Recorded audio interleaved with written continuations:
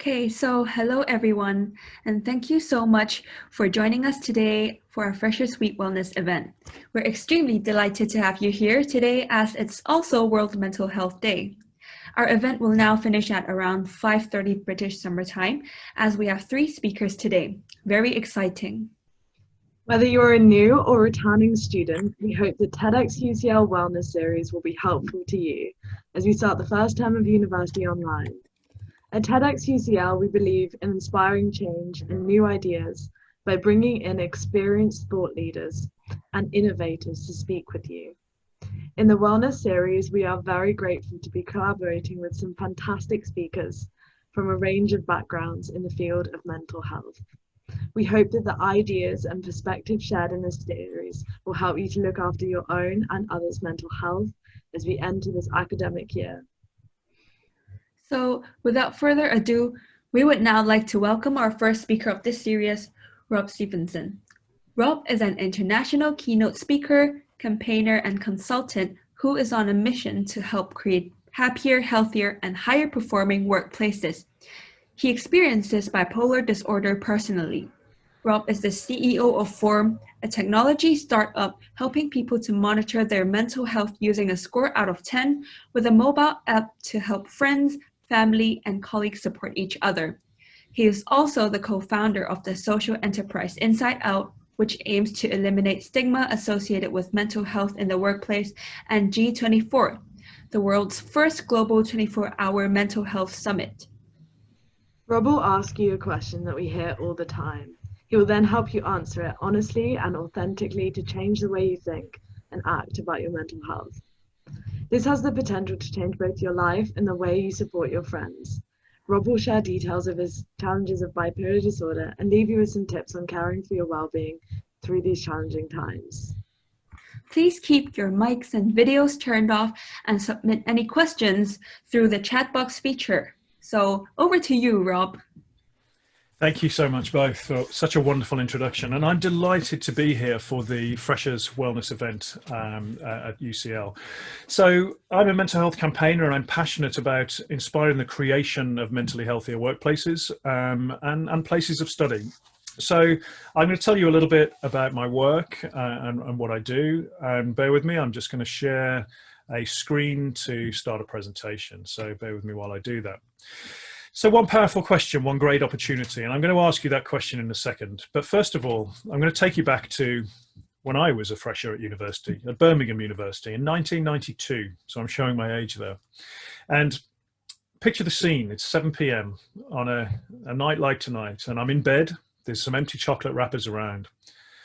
And 7 p.m., as I say, I hear a knock at the door. And when I hear this knock, I freeze. I start to sweat. My heart is racing. I am experiencing a fear reaction. And I pray that the people on the other side of the door cannot get in. I pray that I've locked the door. And I hear them saying, he must be in there, he must be in there. And after 5 minutes, which felt like an hour, I hear them walk away down the corridor. And I can relax, I can breathe. And the thing is, that was 2 of my best friends coming to pick me up to go to some university function that we'd agreed to meet for. And I could not face them, and I did not know why. And my 20s were like this. I thought I was either antisocial or didn't like people at some points, and then other times I was the complete life and soul of the party, exhibitionist, taking my clothes off in public. I was just thought I was different, which I was, but I didn't know I had a mental health challenge. Because I experienced bipolar disorder, and many things define us. And I'm a DJ, I'm a cyclist, I'm a father, I'm a husband, I'm a social entrepreneur, I'm a campaigner, I'm a friend, I'm a son. All of these things define us. But I'm also bipolar, which is a mental illness. And it's a mental illness characterized by extremes of mood, from dark depression, where I cannot get out of bed, cannot do my job, cannot look after my children, through to periods of mania where I can take risks and make bad financial decisions. But I hope you notice I use the words experience rather than suffer, because I also experience periods of drive, periods of creativity, an ability to challenge the status quo, a superpower. And we don't talk enough about the positives of our mental differences as well as the challenges. Now, if I had a bit more time, I'd tell you a few more stories, what it's like to live and work with this condition. I was diagnosed when I was 30. I'm 48 now. When I was 31, I tried to end my life at a point where I was lost hope and found everything futile.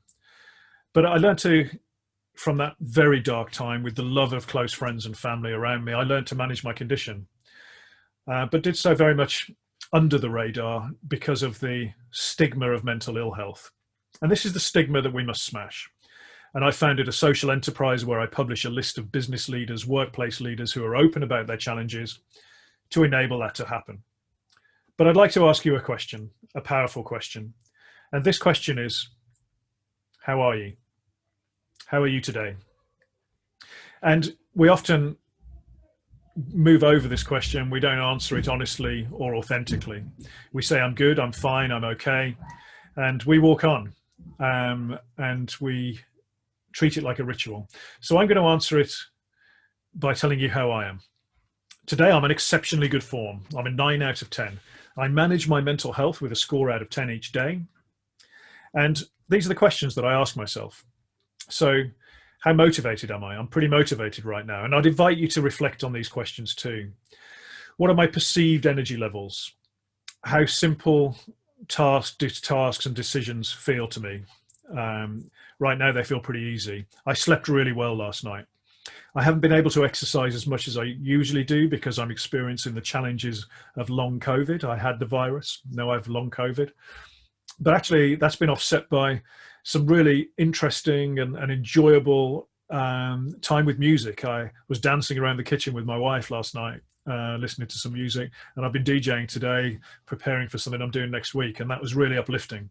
I have a strong sense of purpose. I feel connected to friends, family, and colleagues. And I'm balancing stress with moments of recovery. And actually, I'm quite relaxed about my finances, but I know many will worry.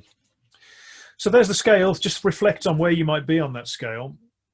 And then what I'd invite you to do is just think about, how are you today? Where do you sit on that scale? So I'm not sure how many of us are with us, but what I'm going to do is just do a live anonymous poll very quickly. So I'm sharing a different screen with you. So you can see that screen there. My 9 is on there. All I'd invite you to do is open up your phone, scan that QR code, and you'll see an open form poll now pop up. And then you can anonymously put your form score in there too and share it so we can see how everybody's feeling. So I'll give you a minute to do that. Again, we might just see a few come through. I must stress these are completely anonymous. I can see that 7 out of 10's come through there. That's great. We'll see if a few others come through. I did this to 1,000 people the other day, and we were seeing the numbers pop up everywhere.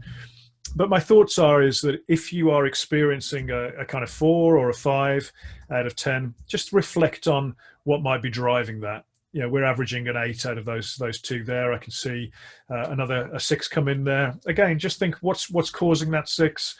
Is there anything you can do to get it up to an 8? So thanks for doing that. Again, saw another one pop through there as I stopped the screen share. So just quickly back to the presentation. And so thank you for sharing how you are. I'd just like to briefly talk a little bit about the narratives around mental ill health. So I Googled mental health a few years ago, and this is the image that came up. I didn't Google mental illness or mental ill health. I didn't Google grief or depression. And I certainly did not Google black and white photo of lady with head in hands. So this is the sort of image that is coming up when we Google mental health. Now imagine if we searched for physical health, what would we see? We'd see vibrant people, we'd see fitness, we would see aspirational images. And mental health has a brand problem. We think of the words health, mental health, and we think of illness straight away. So we've got to change that. And my attempt at changing that is the use of the word form and form score. What is your form today? We'll talk a bit more about that. Because all of us have mental health. 1 in 1 of us have mental health. It is one of the most beautiful things about being human. And we all know what it's like to suffer with our mental health, particularly through the pandemic. And if we accept we all have it, we can then accept that we're on a continuum from struggling through to thriving. And it is possible to thrive and have a mental illness. I would characterize myself as in that category most of the time. And it's also possible to have good mental health and struggle sometimes too, because life throws things at us, certainly right now. So if we can accept we're on this continuum and we oscillate up and down it daily and hourly, then we can accept, we can influence it.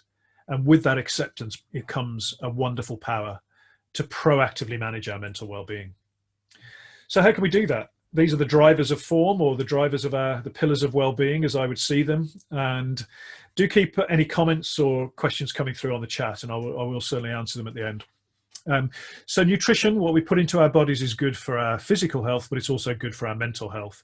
Good fats, such as avocados, oily fish, good for our brain. We have neurons in our gut, so the gut-brain axis is really important, good bacteria. The use of alcohol is both a depressant and a stimulant. So just thinking about that. Sleep, one of the biggest drivers of our well-being, and one of the things we compromise most often when we're busy. Exercise, finding enjoyable exercise 3 or 4 times a week is good for our physical health, but it's also good for our mental well-being. And then connections, focusing on really keeping those social connections going during this time is very important, because we need to be physically distant yet socially connected. And I did campaign to change the word social distancing, because it's the wrong way to look at it. Physical distancing, yeah, we need to be socially connected. So finding those ways to catch up and connect with people. Stress management, really important to balance the stresses of life with moments of recovery in the day, little breaks between meetings, classes, pieces of work, making sure you pursue your hobbies, exercise, not just sitting in front of a screen all day. And then doing good and helping others is good for their well-being, but it's also good for our own. So can we find ways to volunteer and help others, because that gives us a boost. Similarly, finding a sense of purpose, a strong sense of purpose, is good for our well-being, and looking after our finances, also very important. So what is the FormScore app? I'm not here to sell to you, but I'd like to explain a little bit about the app and how we're doing it. So it's using that concept of a score out of 10 as a way of communicating how we're feeling. A very simple but a new language in disclosing how we're feeling to our friends, to our colleagues, to our fellow students, to our parents, in a way that is easy to communicate, because it's a lot easier to say I'm a 5 out of 10 or a 4 out of 10 than it might be to say I'm experiencing anxiety or isolation or whatever it might be. Once we notice how we're feeling, we can also learn what's driving that, those questions that I asked you, the pillars of well-being, the drivers of form, and really work out how to proactively manage your own form, but support those around us. And then on the app, you can connect. So the app very simply allows you to see people in your circle or on your radar and notice what their form is each day. And if someone posts a 4 out of 10, you'd get a notification, and that would be a prompt you to check in with them. And then that knowledge enables you to offer some support. And we're not trying to fix people here, because we're not qualified to do that. But it could be just lend a friendly ear, a check-in, a voice to encourage someone to go and seek some professional support on occasions. So that's the app. Please feel free to have a look at it. It's FormScore on the App Store or the Google Play. The Google version, we've still got a few bugs that we're working on, and this is a first product. It's known as an MVP, or a working prototype. So do bear with us as we iterate and evolve it. But I'd love to hear what you think about it. So thanks, Jason, for sending through that question. I'm going to answer that one in the Q&A, but do keep them coming. So feel free to check out FormScore if you like the look of it. So my call to action for you, and this is a short talk, so we get time for some Q&A. Can you make a personal investment in your own well-being? It's World Mental Health Day, time to invest, time to move. Think about what you've heard today, those drivers of your well-being, the ability to check in with friends, and can you invest some time and personal resource in doing so? Can you then reach out and check in with people? Your fellow students, we need to create this community of care right now. So can you regularly check in with people and ask them, how are you today? Use that score out of 10, if you're comfortable with it, as a means of communication, because then you can then know when somebody might need some help. And then can you role model healthy behaviors within your peer groups? You know, if you're talking about the good sleep you got, the exercise you got, the way you've connected, that's infectious. That will inspire other people to do the same. So those are my calls to action to you, and creating the importance of self-care and self-kindness during these times. So a couple of things to leave you with. When I was being open about my own mental health publicly as a campaigner, I realized I needed to be open with my children. So I had a chat with Gabby, my daughter, who was 6 at the time. And you can see above the letter M, she's put an L. She was more concerned about having a conversation about lentil health and the health of our lentils. So I asked Gabby, how do we look after our mental or lentil health? And she said, no accidents, Daddy, wear your helmet on your bike, or think a lot to look after your brain. And I thought, okay, I'll ask her a more literal question then. And I said, if you woke up one day and you were not feeling yourself, and you didn't want to play, didn't want to get out of bed, were feeling sad and you didn't know why, what would you do? And she looked at me like I was asking the most obvious question in the world. She said, Daddy, I would find someone who I love and I would tell them. I would talk. Find someone who you love and tell them. Talk. And then I said, Gabby, if you went to school one day and you saw someone sitting off to the side, sad, not playing like they normally do, looking withdrawn, what would you do? And Gabby looked at me like I was a complete and utter idiot. She said, Daddy, I would go over and I would see if they're okay. I would ask if they're okay.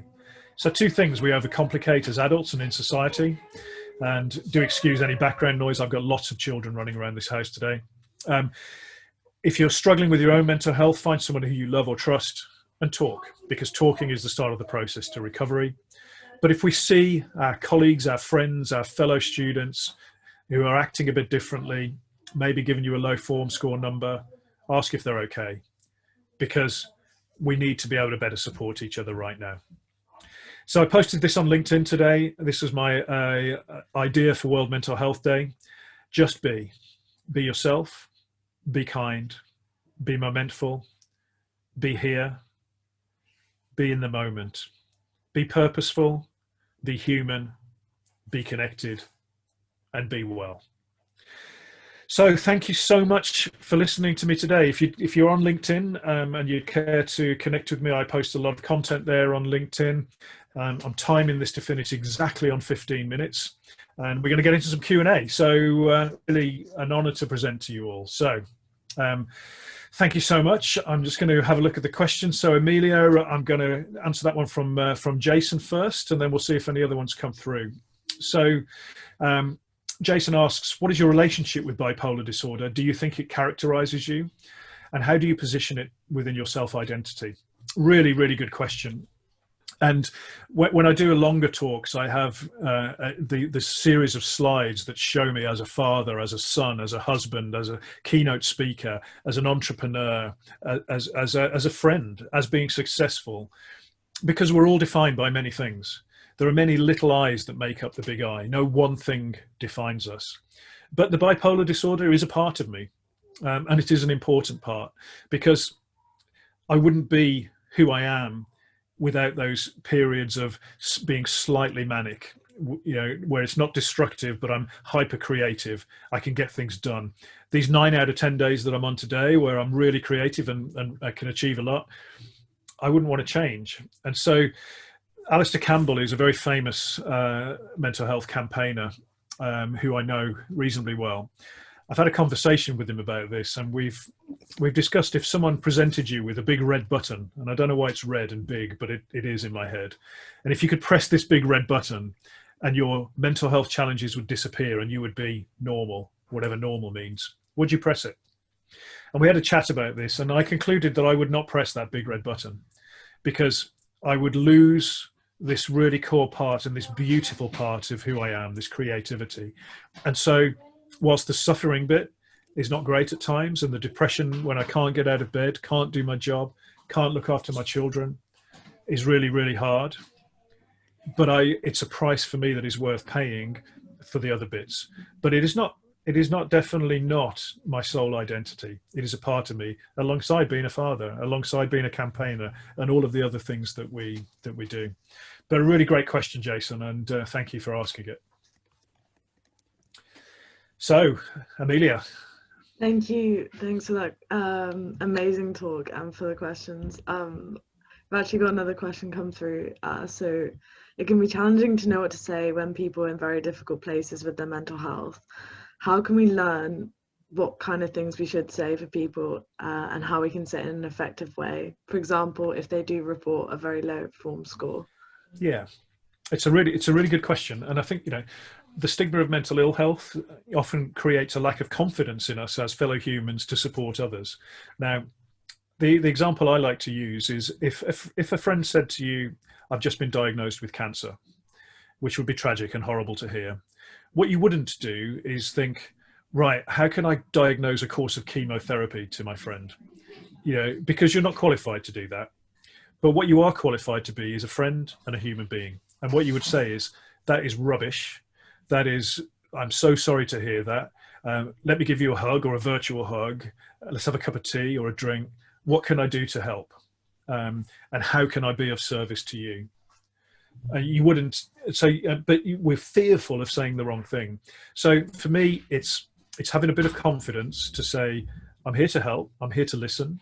And really not get too worried about saying things that are incorrect, but also not trying to fix or diagnose or do any of that sort of stuff because we're not qualified to do so.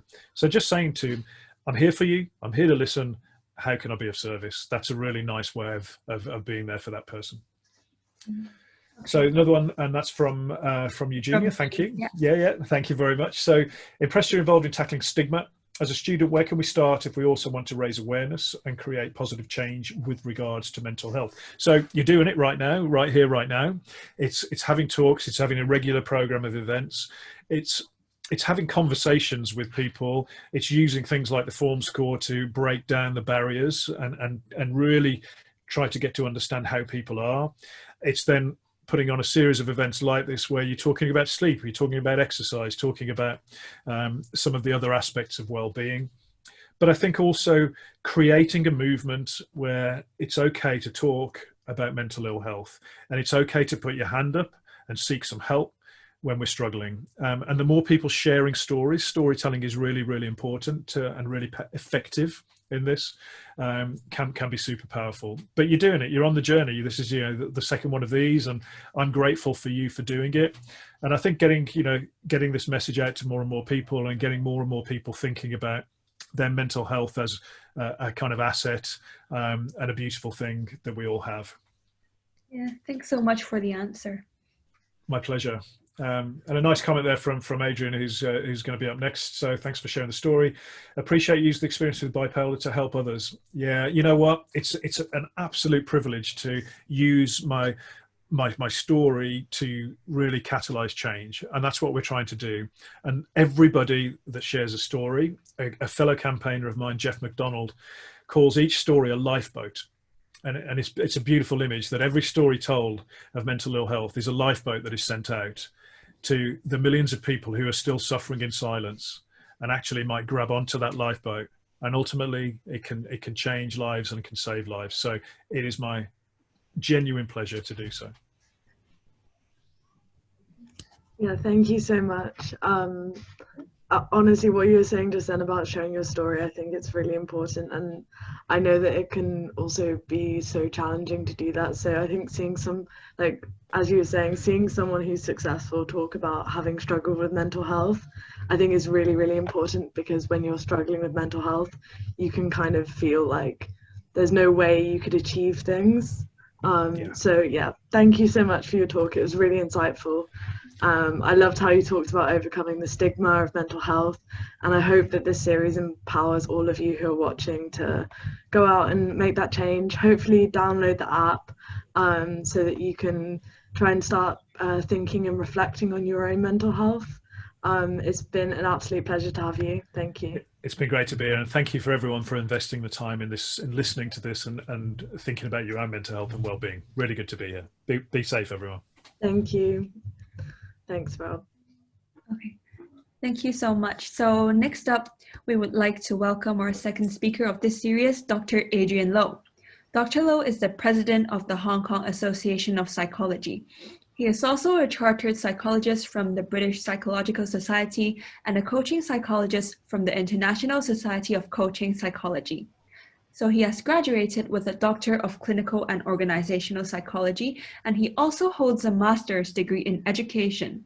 His workplace stress research has won the Presidential Award for Doctoral Research Excellence at the California Southern University. Stress has always been a mystery. Matthew Said in Black Box Thinking said, for psychotherapists, their job is to improve mental functioning of their patients. But how can they tell when their interventions are going wrong, or for that matter, right? Dr. Lowe's talk will scientifically revisit the concept of stress from the lens of historical research, as well as Dr. Lowe's very own stress research. So over to you, Dr. Lowe. Thank you. Thanks, guys. Allow me to share my screen.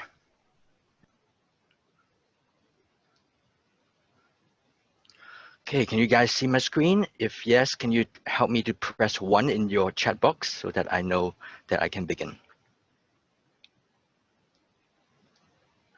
Fabulous, fabulous. Right, there are actually 2 ways to become a stress researcher. Either you're doing a doctorate degree in psychology or you're a workaholic. And one day your body keeps score and you start researching ways to feel better. For me, both instances happened. Hi, this is Dr. Adrian Lowe, and in tonight's session, we will, or tonight because I'm in Hong Kong, but for you guys in the afternoon or morning, wherever you are. So we'll explore the notion, how do you know whether you're really healthy? Or another way to put it is, what is stress? You know, researchers have been having a hard time coming up with working definitions, and that's a really big one, stress. Oh my gosh. In my opinion, it's both simple yet abstract. Because how do you know whether or not you are stressed? Stress can be subjective most of the time.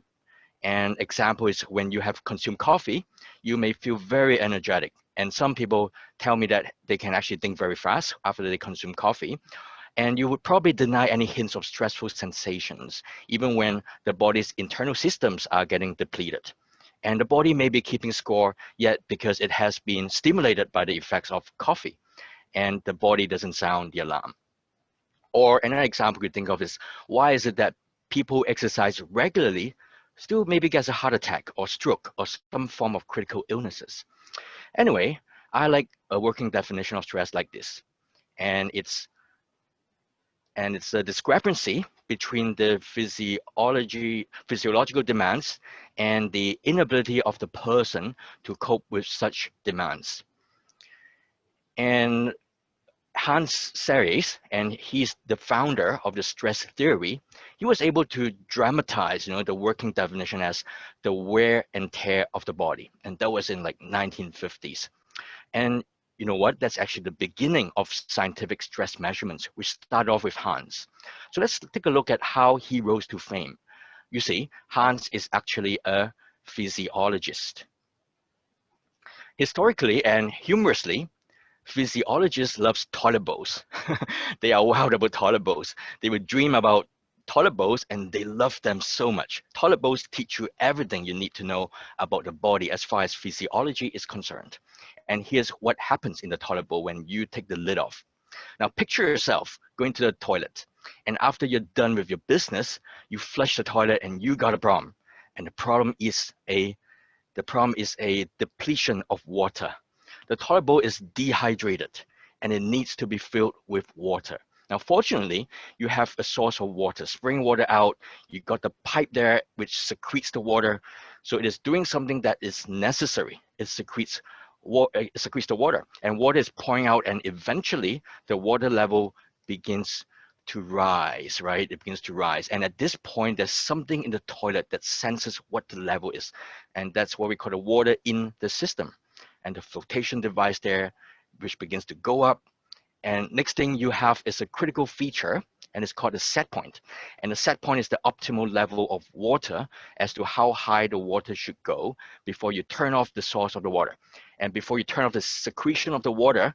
And the final thing is a mechanism that tells us information about the water height, the sensors, the floating thingy. And what it does is it actually transduces that we have got the water to the set point level into a signal to stop the source of the water. So what's the point? So what we have here is what toilet engineers might call the negative feedback system, which sends a signal out that we have reached a set point that turns off the secretion of that, and there are all sorts of physiological systems that work that way. And our brain actually decides how much growth hormones you want to have in the bloodstream. So what it does is it measures how much the stuff is in the circulation. It needs a flotation device, right? So what happens is the parts of the brain that is sensitive to that particular sort of hormones, there has to be a set point. Some root somewhere in the part of the brain that initiates it, the secretion of growth hormones, and there got to be a way of transducing the sensor signal into shutting off the secretions. So there got to be projections, the cables coming out from the part of the brain that is measuring the hormone heading down into the negative feedback regulations. And there are all kinds of, the fancy things happening, like having a set point change during maybe ovulations for females, or may have a set point change based on the ratio of the two hormones. So basically it is great. So what it is taking engineering principles and sticking into physiology, showing that these systems make sense, that the physiological systems are tightly regulated. Because in the 1930s, Hans Serres, he loves the subject so much. So whether you are injured, or maybe you are too hot or too cold, you activate a similar stress response. And people or physiologists thought he was out of his mind. It's crazy. But people thought he was crazy, right? But that's not how the body should work, because when you have a specific problem in the body, you come up with a specific solution, just like the toilet bowl system, which I've introduced. And there's a similar system like that that can make the engineers happy. But a couple of years later, there's a good news that seems to suggest Hans Serres was right. Maybe you take an individual and you experimentally induce him with a drug, which drops the person's blood pressure in a tiny little bit. And what you see is an increased secretion of a hormone that counters this by increasing the blood pressure. So what's interesting is that when you drop blood pressure by maybe 1 smidgen, and you see 1 smidgen of hormone coming out, and we drop 2 smidgens, you see 2 smidgens of hormone coming out, 3, 4 smidgens, and 3 and 4. And that was very logical and with very, very tight regulations. So therefore, the amount of stressful challenge to the system predicted the magnitude of the stress response. And that was the beginning of scientific basis of stress measurement. Now, from this point onwards, Hans was probably the happiest person on earth. So if you induce one pain receptor here on your arm, and you experience an elevated stress response of your heart rate increasing, and suddenly it was the greatest dream come true for this stress physiologist. They had to talk to mathematicians, the statistic gurus, and it was like the golden age of stress physiology. And then something happened that ruined all the fun. And that was in the 1950s. Stress pressure over here, glucocorticoids goes up. And in this individual, you press this much and you get this much, and the usual kind of mathematical relationships. But now that's a little bit different. You have a stressor here, and you get a calculator. Oh, that time was the abacus, and doing the usual formula, so you know exactly how much increased stress hormones level it should be. And except the subject has this opportunity, when the stressor is pressed, he's able to actually get up and run over to his mommy and hold her, hug her, and oh my gosh, this person didn't secrete the glucocorticoids. And that was flabbergasting, absolutely shocking to Hans.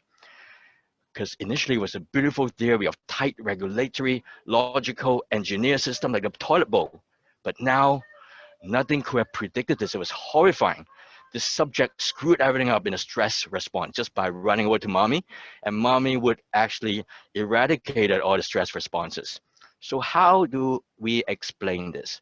And never did Hans Serres realize that the world of stresses can be regulated by our perception, our appraisal by evaluation. And that was actually very, very shocking to Hans. And these appraisal factors, like the world of running over to mommy, could modulate how the body could respond towards a stressor. And from that point onwards, we tend to realize that, hey, you can actually modulate the magnitude of a stress response just by appraisal. So here we can actually induce the next principle. That is, we smart human beings have the cleverness to turn on or off the stress response to our circumstances, which makes no physiological sense. Well, it's not all that bleak though, as there are other researchers trying to explain this weird phenomena. So in the work pioneered by Jay Weiss, I think he's from the Rockefeller University, he would take a rat and shock it every now and then. With enough of these, the rat would develop an ulcer. And then he took a second rat.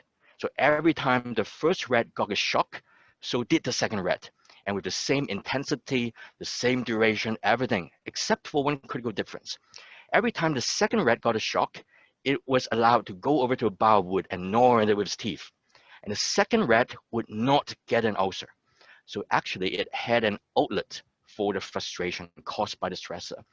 And it soon emerged that all sorts of outlets worked for rats under those conditions, going into maybe a running wheel, running off the stressors, or overeating. So all of these would wind up protecting from a stress-related disease.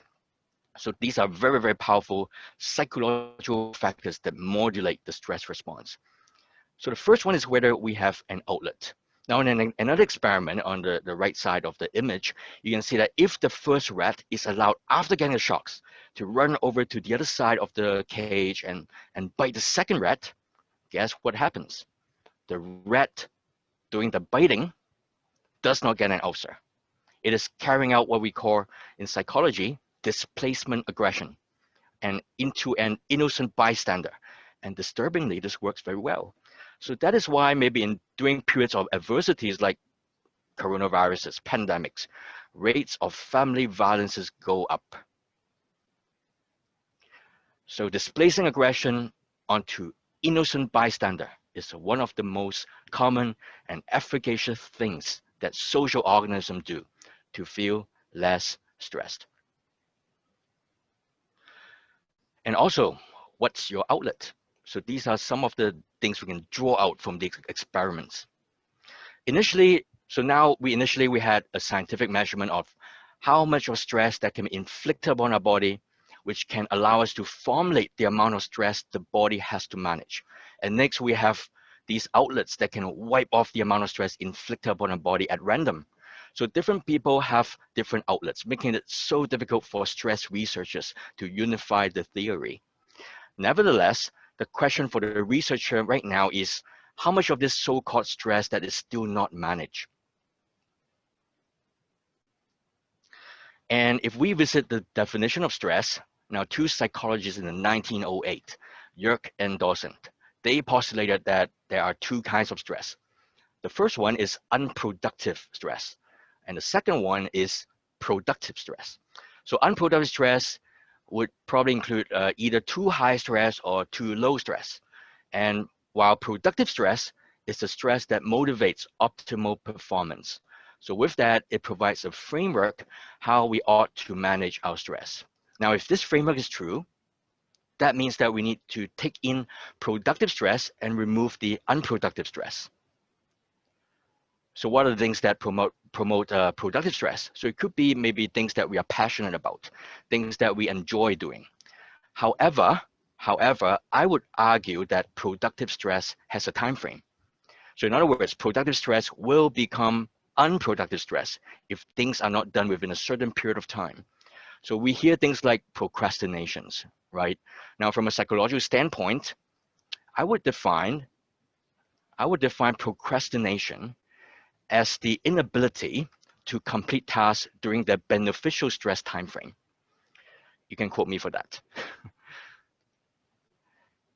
So what happened now is we have post-Hans Selye's era, and researchers developed lots of tools, and I would call these subjective stress assessments. So asking research subjects to rate for themselves a scale of 1 to 10, the level of stress for all possible scenarios, which again postulate the issue of how do you know whether what you're feeling is accurate, not unless we really look at it, right, into the body. After all, patients might be inclined to exaggerate how well they are just to please the therapist. And that is something that's well-known issue in psychotherapy. But there is a deeper problem. That is, where is the scientific measurement? Something like what Hans Selye started. So in 2016, I got my act together to continue with what Hans Selye has done. And the current literature at that time in 2016 mentioned about what we call an allostatic load index, which consists of five biomarkers. And I was excited to note that heart rate variability, which I've been trained to collect and analyze, is actually part of the allostatic load index, which is a gold standard for generic health. And that's the primary biomarker of overall good health. So basically, heart rate variability is the measurement of the beat-to-beat variance of each of the heartbeats. So that's the formula. Okay, I won't go too technical about that. But to simply put, the greater the variance, the healthier the person. And the higher the HRV score, the better. Now, to illustrate this better, we can think about the medieval times when we were like maybe Adam and Eve in a wild forest. Imagine this lion is chasing you. What happens? So obviously our stress response is activated. Our body secretes more epinephrine, or people nowadays call it adrenaline, and even the glucocorticoids. So our legs and our brain needs them. Now, what's the point? Well, we need to run faster. We need to think of the fastest possible exit strategy from this lion.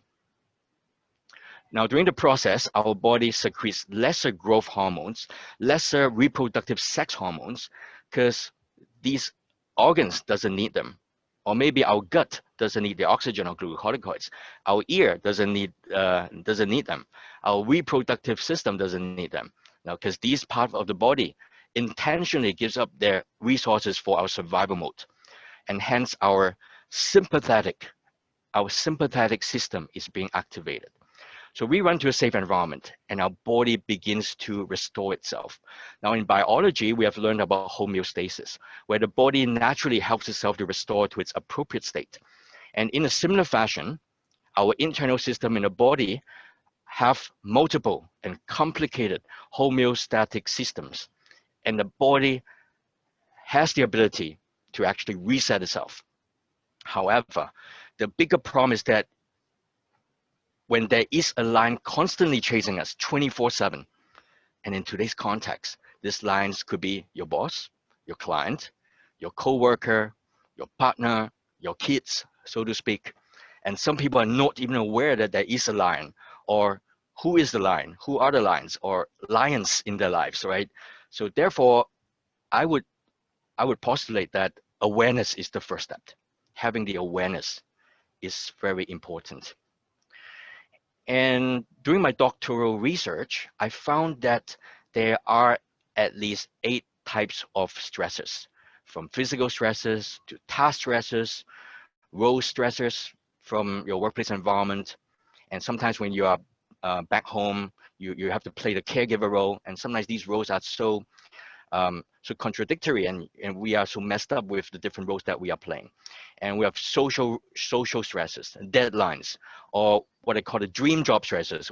Is the job we are working at, is it something that we're really passionate about, right? And it's not our dream job. So these are some of the stresses.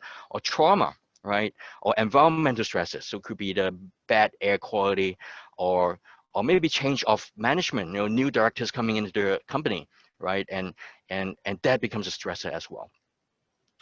Now, one of the findings in my research was that when relational tension increases, overall health would drop. So that's a negative correlation there. And some other very key, astonishing findings from my research emerge. That is, there's significant positive correlations found between heart rate variability, and you can see that as generic health, between intention to quit and heart rate variability. So in other words, healthier employees have higher intentions of quitting their jobs. Now, this is very, very interesting because it may also imply that the employees who are left in the company are the unhealthy ones. And from the organizational perspective, when employees are not in their healthy state, productivity drops, financial losses incur, and probably another dilemma is that we need to think of strategies how to retain the healthy ones, right?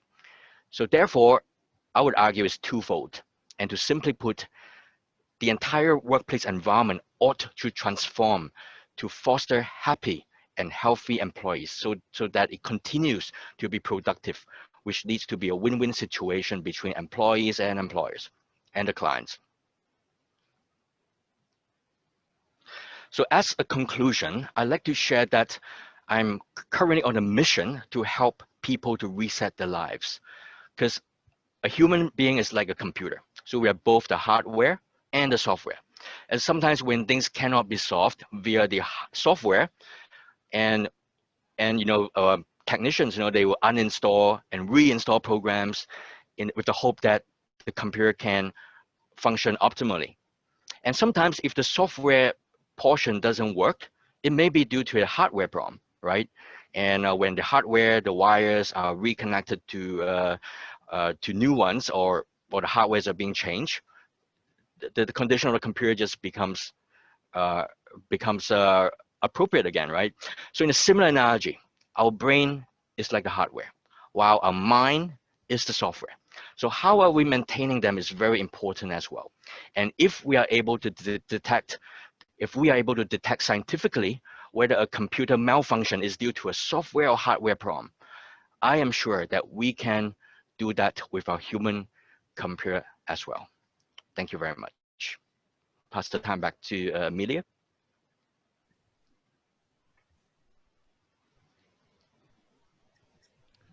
Thank you. That was a really, really fascinating talk.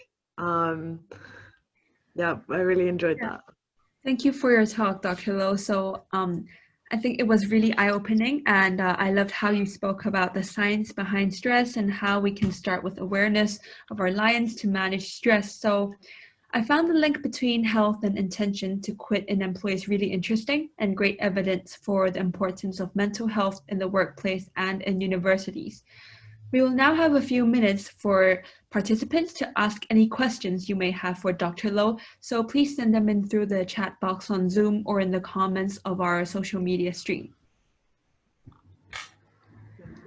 So I see that there are already some questions, so I can start reading them out. So Jason said, "Hi, Dr. Low, I really like your toilet analogy. Are some people innately predisposed towards being stressful physiologically?" Oh, wow, that's a very interesting question. And you know what? Our stomach, I would say, it should be, not stomach, not just the stomach, our body, right? Our body should be our best friend, actually, because our body is able to give us some signals whether our system is being utilized in an overwhelming extent, right? Now in Hong Kong, and I'm sure that this might apply to all parts of the world as well. In Hong Kong, we have what we call the city sicknesses. I'm sure Eugenia, you might have heard of this, right? So city sicknesses would include things like from hair to the toe. You might have headaches, you might have nose allergies, neck pain, back pain, food allergies, constipations, or eczema, right? And to some extent, it will cause a person to also indulge in social withdrawal. So I would say that these are some of the signs that maybe the body is physiologically telling us, hey, slow down, my friend. Okay, if you continue to be like this, it will just continue to escalate into a more serious condition. So hopefully that could kind of answer the question. Thank you. So we have another question from Angus, who's saying, interesting study indeed, Dr. Low. Concerning outlet, I wonder if this will reinforce aggressiveness. Does it depend on the coping strategy? For example, negative coping strategy may lead to more aggressiveness and vice versa for positive ones. Thank you. Yes, as you can see, as inspired by the rat who actually bit the other rat when the initial rat has been exposed to a severe stressor, right? So I would argue that it also depends on the severity of the initial stressor that the person has experienced. So Hans Seri is probably right in initially, right? How we initially got stimulated by the initial stressor would then kind of transform itself in various ways, and how the person cope negatively varies. So some people, it could be like biting another person, or it could be, I'm sure you guys can think of even more creative ways, or bad ones, right? Or yelling at people, shouting at them, scolding them for no other reason. So these are negative coping strategies. But obviously there are also positive ones. And thanks to Sigmund Freud as well, he has came up with so many kinds of defense mechanisms like sublimations, right? Sublimation is like we transform the negative stresses to become more positive, some consequences, like doing lots of exercises, going to the gym, right? Or listening to TED Talks, So these are, some of the, I would say, more healthy ways of coping with the severe stresses. Hope that answers the question. Okay, so we have one more question from Ksenia. So Ksenia is actually a speaker of our very first wellness webinar. So thanks for your question, Ksenia. She said, "Great talk, Dr. Loh. My question is there such a thing as objective stress? If so, what is the new workable definition? If we take ourselves from the equation of life, would there be stress? Just an interesting thought I have from this talk. Thank you so much." Yeah, thanks, Cassandra, for your creative insight. Objective stress. Now, again, I think right now I'm not in a position to state whether there is or not an objective stress, but again, it also depends on how we define that. So right now, we probably would agree that there is a beneficial stress and unproductive stress, right?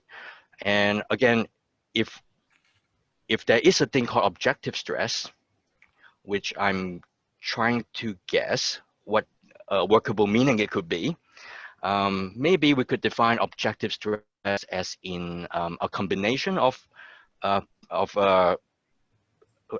productive and unproductive stress together. Maybe that would become objective stress, because I would agree in some way that there are two sides to all things, right? So there is subjectivity and objectivity, right? So what we experience ourselves, very likely it is very subjective, and therefore we need other sources of references to kind of like have a checkpoint whether our subjective stress is reliable, right? So that's why we are on a mission, to work out more objective measurements to kind of validate whether a subjective stress either is coming from a client or the clinician is reliable. Hope that makes sense. But I really like the idea of having an objective stress. Wonderful. Thank you. Yeah, I think just to follow up on that as well, something I was thinking about, I was reading a study a while ago about how the actual body's response to stress can be affected by the way that we perceive the stress. So I wonder how that feeds into the kind of subjective, objective stress. I think. Yeah, is that a question? Okay. Yeah. Yep. Thank you for your insights. Yes. So after Hans Sayes, there came other stress researcher. I think one of them is called Lazaris Fuchsman, and it was in 1984. Whoa, were we born yet? Okay. And what he found out was there is a transactional element of stress. So you're right in some way. People will react differently to the stresses. So to some people, maybe public speaking is super stressful to them. And while for some people, public speaking is very relaxation exercise to them, So how people perceive something is different, and that is subjective in a way. And the fact that people react differently is because of the subjectivity of the different people. So in a way, you are absolutely correct that people perceive stress differently, and therefore how we help our clients to alleviate their stress is probably different as well. It really depends on how much of stress they have already coped with, right? So that's why Hans Sayes was flabbergasted, why some people react so differently, and it just messed up his entire formula, right? But thanks to the transactional theory of stress, which messed it up. And but anyway, it's a good thing actually, right? Isn't it, that we can actually manage stress differently, and it really depends on how we perceive it. Yeah, for sure. I think that's a very empowering perspective, that we have some power over our own stress.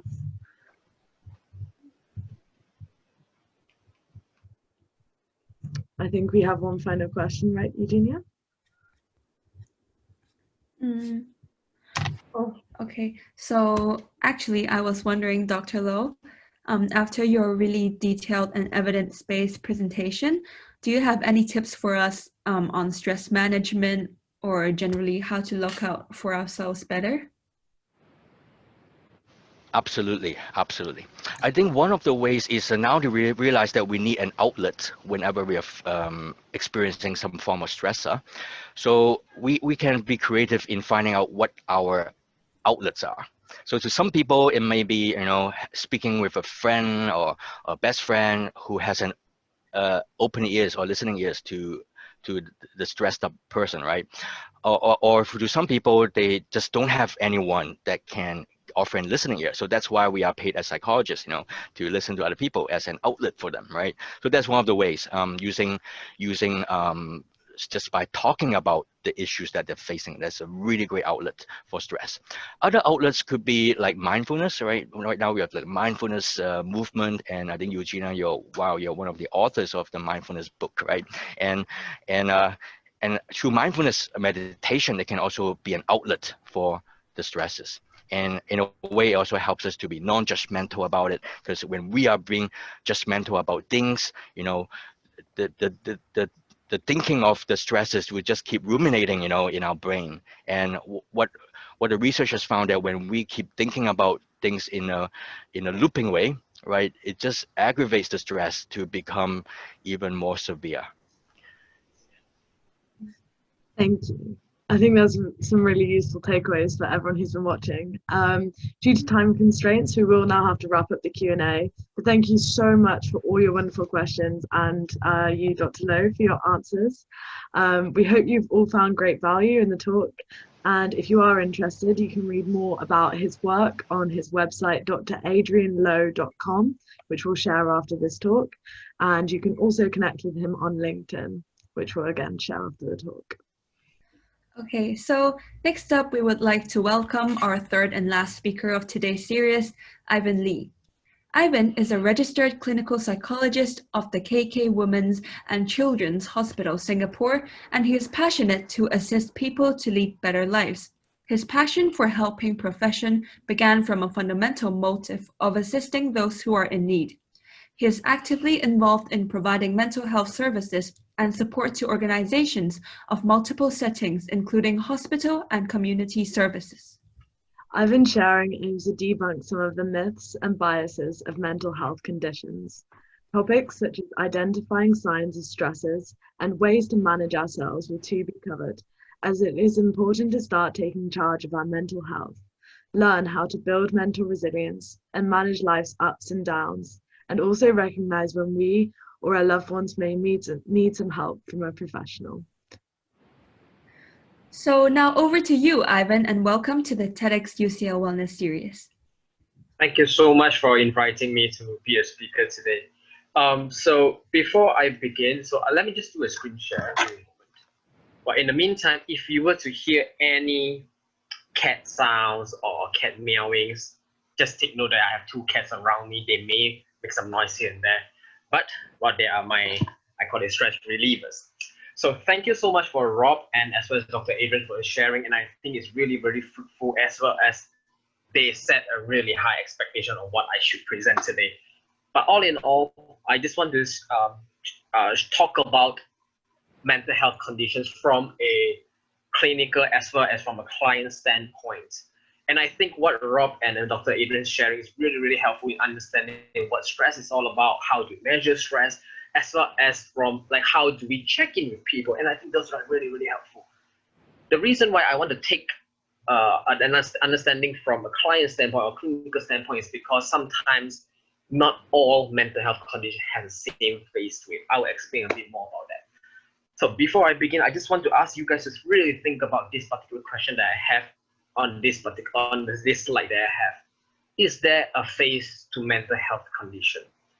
One of the main reasons why I ask this question is really because when I were to, I mean, for those who know me, I generally like to advocate for mental health awareness. So I would actually just ask people, like, what do you know about mental health conditions? What do you see, or what are some of the things that you know about mental health conditions?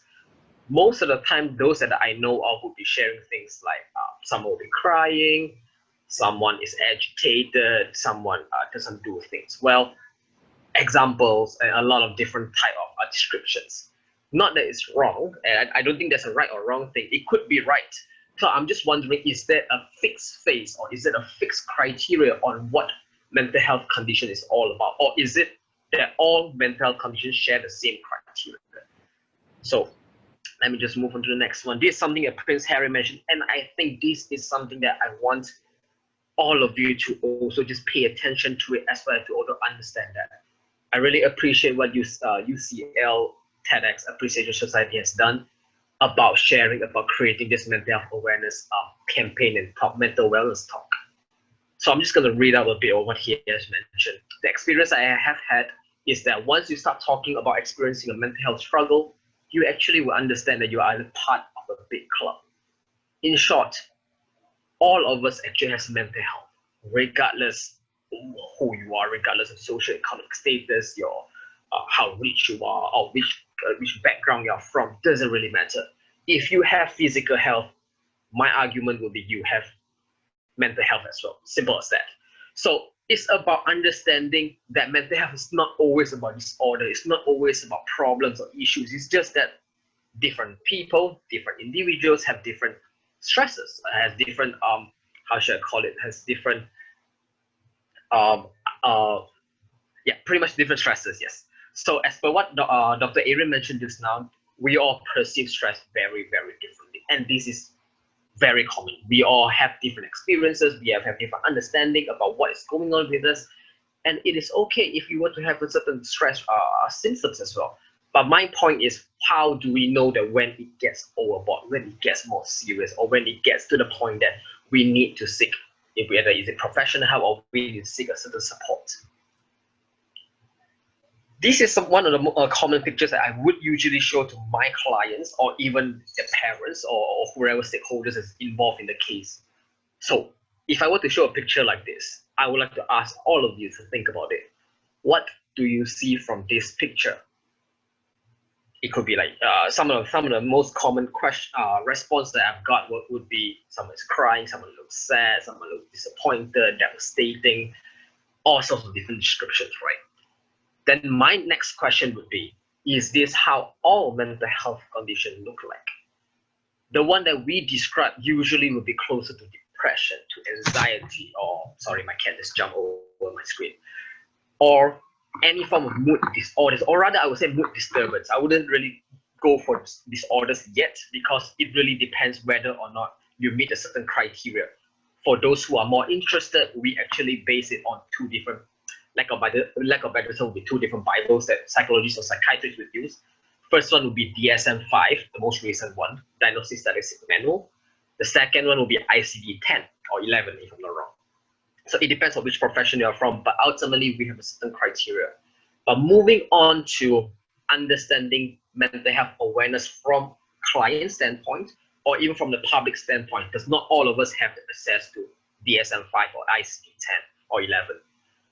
But how do we then know who is, or the person that we think that they are struggling with mental health conditions are actually having a certain, whether it's a disorders, or are they having a true difficulties that they're actually experiencing? So keep in heart that mental health is not just about the absence of mental health conditions or disorders. It used to be called mental illness, but personally, those who know me from LinkedIn is that I don't like to use the word sickness, because it really sends out a signal to people that those with such certain conditions are actually sick or actually ill. For me, not really that case. Yes, they will have their difficulties, but it's not that it's not like they can't manage it, or they can't seek help from that. Not so much. For me, it is the maintenance of successful mental activity. So it actually includes different possibilities. It also includes maintaining productive daily activities. From a clinical standpoint, we usually use short form. We call it daily living activities or DLA sometimes, or maintaining fulfilling relationship with others. The other one also is that it also includes maintaining the ability, sorry, there's a typo there, to adapt or to change or even to cope with stresses, as well as how mental health usually will also, I won't say usually, most of the time it actually affects how we think, how we feel, how we act, and as well as how we perceive a particular situation.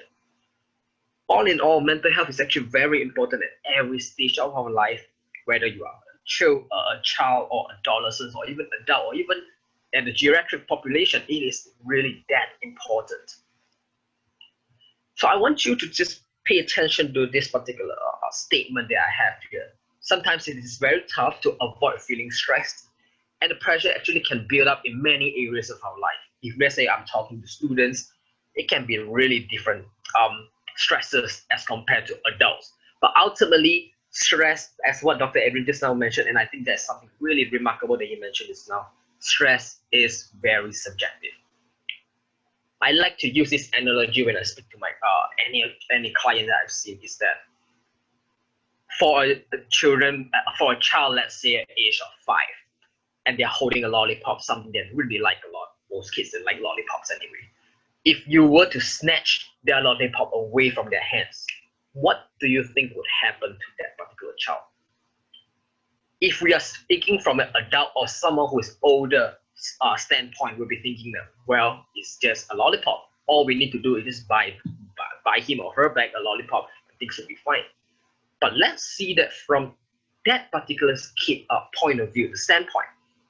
Do you really think that this kid will be like, oh, it's just a lollipop, things will be fine, I'll be okay? I personally don't think that's the case, because to them at that point in time, that lollipop could mean everything. It could mean, maybe there's a very strong meaning to it, like, oh, my daddy or my mommy bought this for me, and I really love this a lot, and now you snatch it away from me. It can be really, really stressful. So stress, pressure, pain, these are some of the things that are really, really subjective to different individuals. And these are also something that I really like to highlight, not just to all of you here, but of course to all the stakeholders that I speak to with regards to what case I'm dealing with. Because most of the time, if let's say I'm talking about adolescents who have difficulties, there will be misunderstanding between child as well as the parents. So it is something very common whereby parents will be saying things like, oh, I don't understand why they are so stressed out. They have nothing to stress for. They are, our family is rich, we are doing well, we can manage them, we can send them for all the public, whatever tuition they have, but how are they still feeling stressed? But pay attention to what I mentioned just now. Stress is very relative. Maybe to this kid, stress can be coming from every different direction. It could maybe from a friend's point of view, or even a game, or even anything at all. So our point is not to debunk what they are feeling, or not to downplay exactly what they are feeling, but it's more to, using Rob's words just now, just be there, just be supportive to them, and also just to be there to understand and listen to them. Like I mentioned just now, it's not really to debunk and, oh no, whatever you're feeling is not important. Not so much. It's more to understanding where they're coming from, what exactly makes them feel so stressed. As I mentioned in this slide, it's very tough to avoid feeling stressed according to different individuals as well. But it's about how can we help them. So moving on, these are some of the risk factors that generally will make us to be more vulnerable to develop conditions. So personally, I like this model. We call it biopsychosocial. Something that I use this a lot in my practice is to explain to people from a biological standpoint, psychological standpoint, as well as from a social point of view, how each and every one of them could increase the risk or could contribute to an extra risk to them developing a mental health conditions. To pay attention to the word I use is just increased risk, or rather contributing factor. It's not a definite point that the moment you have a family history of mental health conditions, immediately you will get you will develop into another form of conditions. Not so much. There's an increased risk. It could be disturbance in neurotransmitters functioning, physical illness, or even if you're looking at psychological point of view, the way you think can be more prone to be more negative cognitive style, or we call it depressive attributional style sometimes. Poor emotional or coping strategies. I'm stressed out, I don't really know what to do, I get panic, I start to think more. So most of the term that I tend to use, tend to hear a lot from my client is I tend to overthink. This is something really, really common. Also, the social part will be things that's around me that starts changing, traumatic, stressful life events, loss of someone, family discord, family dysfunction. These are some of the examples that could increase the risk of to develop into mental health conditions. So this is something I want you to really think about it. If we are to have all these three different aspects and we are to have all these risk factors, are we doomed? Then some of the questions some my clients will bring up will be like that. Like, are we doomed if, let's say, since I have all of this risk right now, am I definitely going to be a problem, or definitely going to be a difficulties? Personally speaking, it really depends on the individual. I know this is some of the things that psychologists tend to say a lot. It depends, but in this particular case, it really depends on not just you. I don't like to think that my client is the only one that we need to work on. Not so much. The way I see things is a more systemic manner. We need to work with everyone, not just our clients, but also including the family members around them as well. So these are some of the points that I want you to take note of. Mental health, it affects our abilities in different shapes and forms. It could be the way we think cognitively. Sometimes we have difficulty in remembering, we have difficulties focusing, organizing. In terms of physical wise, I think if I were to use what Dr. Adrian mentioned just now, with the city sickness, he was saying like it could be constipation, stomach ache, backache. Sometimes these are some of the common symptoms. If we are talking about anxiety, these are one of the first few things that we would check as a clinician. Do you have a lot of pains and aches that you can't really explain? One of the things that is very common is headache, nauseous, whereby some of my clients will actually go and visit a GP or a general practitioner, and they can't really find out the exact cause for that. So then could it be because it's the stress, or could it be because of the anxiety that build up so much until the point you start to develop psychosomatic symptoms? Interpersonal wise, these are some of the things that I would also ask my clients or any stakeholders. Do you notice any difficulties in this particular person in making friends, in speaking to some other people, in behaving in a social environment, struggling making friends, not feeling the same anymore, get very edgy, very nervous sometimes? Or in terms of behavior, do you notice any difference, any change? School refusal is something very, very common nowadays because of COVID-19. So there's a lot of changes, as I mentioned, in social environment, which would have aggravated all these different behaviors. Or sometimes getting into fights would be some of the common things that we would notice as well. But again, these are just some of the examples. I may not have included all of them, but it is important for us to look at all these differences, because that's how mental health is. That's how important it is. It really affects all these different settings. So with that said, after understanding exactly how it impacts us individually in different aspects, we can also use the same aspects or domains to see how we can improve ourselves. I understand that because of the time constraint, I'm unable to really go down very detailed on how exactly we can improve all of this, but these are some of the examples that we can definitely do to ourselves.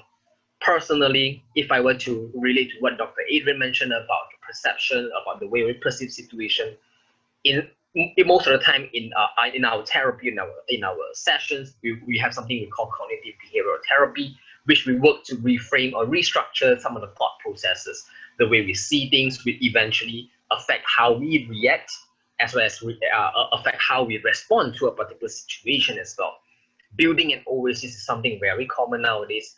So what you can do is, when you are in this really stressful mode, really stressful situation, do you have a particular place, whether it's in your mind or even in the physical spot, to calm down, to relax? So some of us, if those who are familiar with it, we have something called a mind castle, whereby we shelter ourselves and we kind of protect ourselves in that zone, keep us calm and keep us relaxed.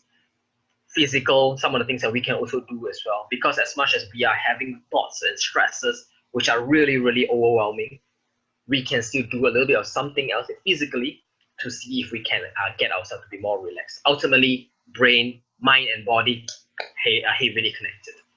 Interpersonal, speak to someone, like what Rob mentioned just now. just be there to be to get someone to listen to.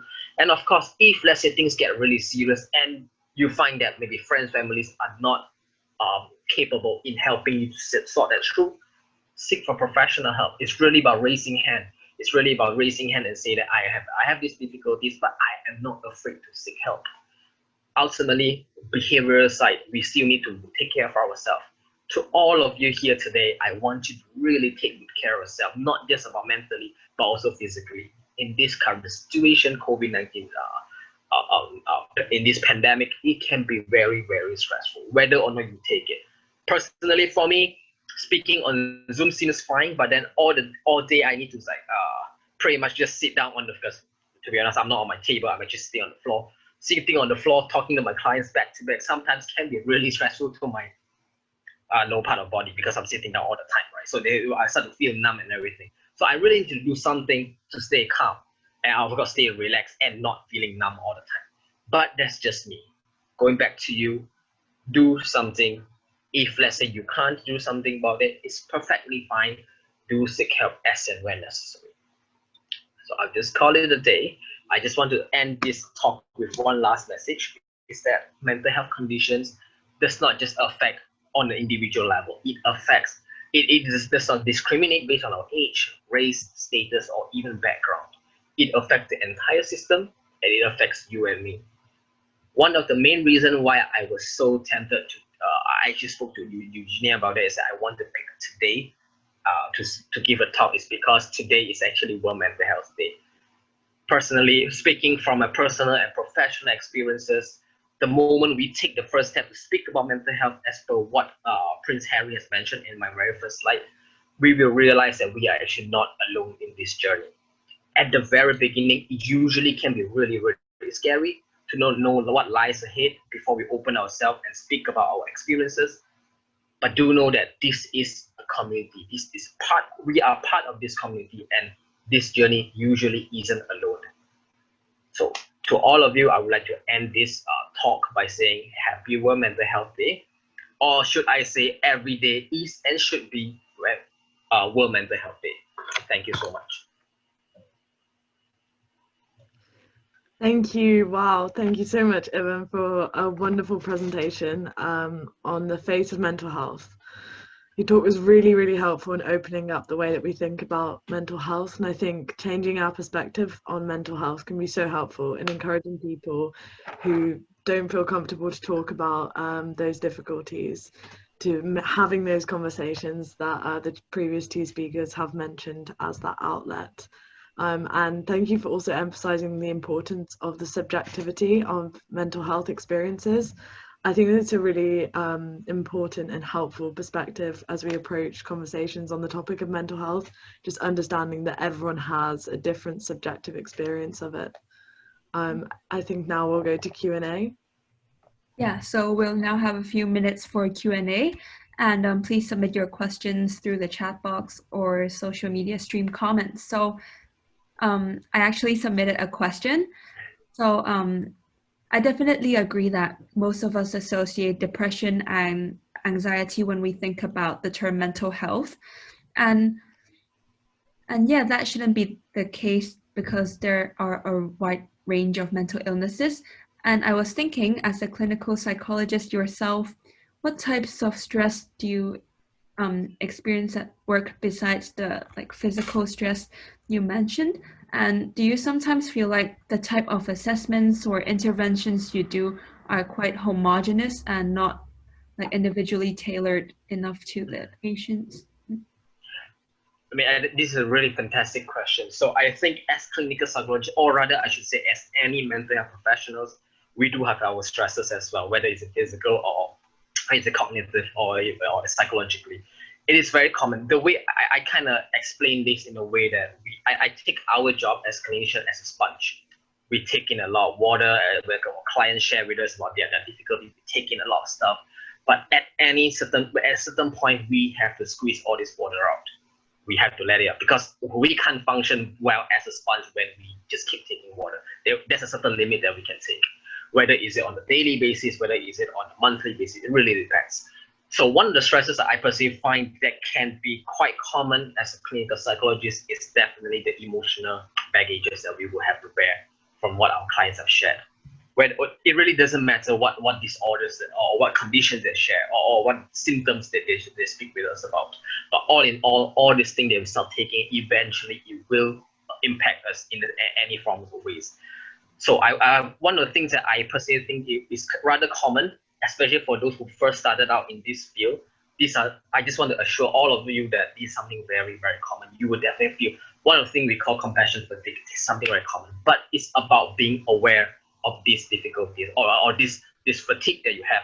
Why am I working like a robot right now? Because ultimately, going back to homogeneous part, we should not use one size fits all technique to everyone. At least for me, I personally don't quite agree with that. Every client should be different and special as they are. So that's when it comes to assessment, we have to kind of tailor the intervention specifically to their condition.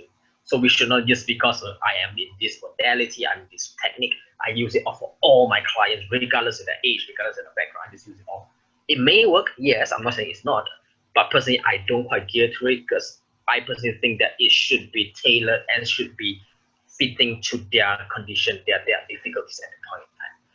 But it's just about awareness. As much as we are advocating to our clients, we should also do it for our own benefit as well. Yeah.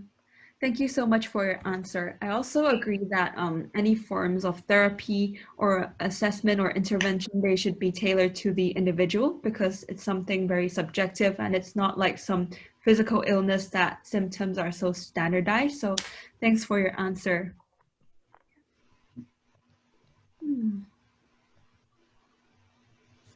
Okay, I see a comment from Dr. Low.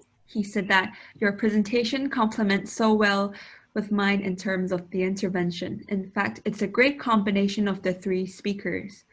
It's awareness plus assessment plus interventions. To be honest, I do agree with that as well. And I think that is exactly the entire process of what we do in any sessions. We started from helping clients to build awareness of exactly what they are experiencing.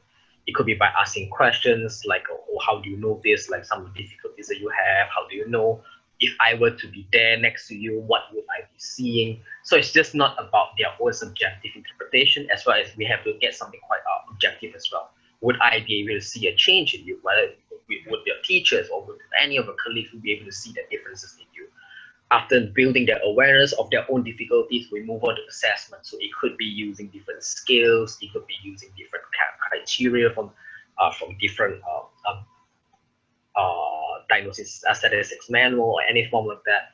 Ultimately, once we know exactly, I wouldn't say we know exactly what's going on, but we have a good gauge of what we are dealing with. We call it case formulation. Then we move on to intervention. How can we then help? It's good to have a diagnosis. Again, it is very subjective to all clinicians. Some of us believe in that, some may not. But for me, it's more like telling the clients exactly what they are dealing with, and then how can we move on from that? What kind of difficulties that we can, what kind of intervention can we create or can we manage or come up with to specifically target what they are currently dealing with? So, great talk from everyone actually. Yeah, thank you so much. And I think we'll have to finish up the Q&A there as our wellness event does draw to a close today. We would like to extend a huge, huge thank you to all of you for coming along, asking some really interesting questions and engaging in the discussion around mental health, which is so important, as we've all mentioned today, and on Mental Health Day, but every single day. Ivan, we'd like to say a huge thank you to you for coming along today. We've loved hearing your thoughts on this topic. Yes, so thank you so much. We hope you all have found the event interesting and insightful, and will take some new perspectives and ideas around mental health away from you. So if you would like to join in any future events with UCL TEDx Society, please like and follow us on our Instagram and Facebook pages so that you can get our latest updates. And again, for the speakers, thanks so much for coming today, and thanks everyone. This is the end of our session. Thank you. And if you want to get in touch with any feedback for us, we'd love to hear your thoughts. Just contact us via the UCL TEDx page. Thank you, everyone. Thank you.